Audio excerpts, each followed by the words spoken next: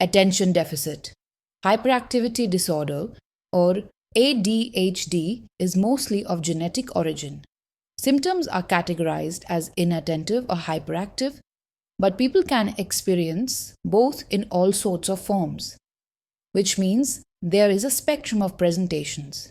Lisa, a young girl who wants to become a writer, will help us understand what it means to grow up with ADHD. Her story shows how her atypical brain makes it harder to achieve her dreams. During early childhood, Lisa has a tough time paying attention. She gets distracted, starts daydreaming, and frequently forgets or loses things.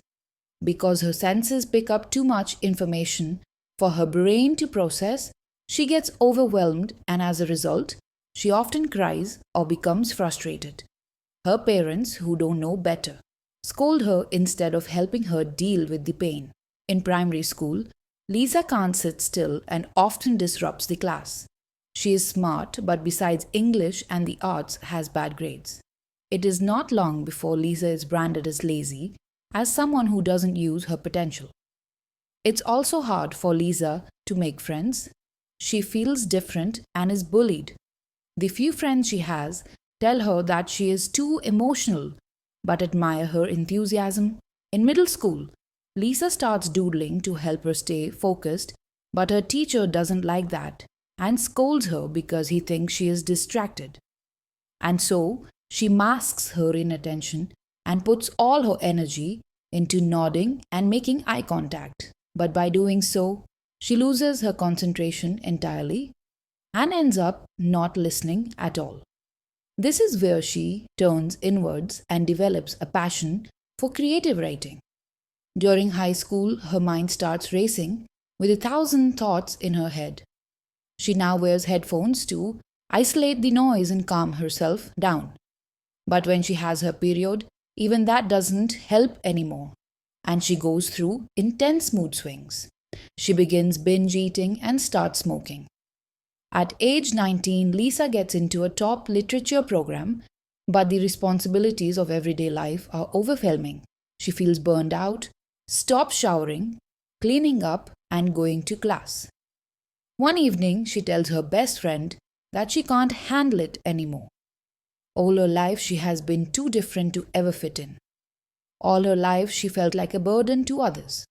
Her friend tells her about a psychiatrist, and as a last resort, Lisa goes to see her. The psychiatrist first thinks it's depression, but then, asking about Lisa's childhood and family history, she notices something else and requests more tests. A few weeks later, Lisa is diagnosed with ADHD and depression. The doctor explains to Lisa that ADHD is not limited to the most well-known symptoms. For example, people with ADHD also have deficits in their executive functions, such as working memory, time perception, or emotional regulation. Some also get sleepy when drinking coffee. However, they often also have higher levels of creativity, are more caring, and are more curious than their peers, making them great artists or scientists. Plus, they react more calmly to stressful situations. Some become fearless firefighters or outstanding surgeons. The psychiatrist goes on to explain that ADHD symptoms can be treated with medication and therapy, and that regular sleep and exercise can help too. When Lisa takes her first pill the next day, she bursts into tears. For the first time in her life, her mind is quiet. It does not take an effort for her to get up and shower. She realizes that throughout her whole life, she has spent so much energy trying to do things that others do without even thinking. Although medication helps, Lisa knows that it is not enough. She has to make changes to her life and find work that plays to her strengths. By the time she is 30, she learns to accept and appreciate her neurodivergence, and her atypical mind is celebrated after the publication of her first novel. At Gayatri's Heritage, Ayurveda, we have numerous treatments and therapies for treating ADHD. Contact us for more information.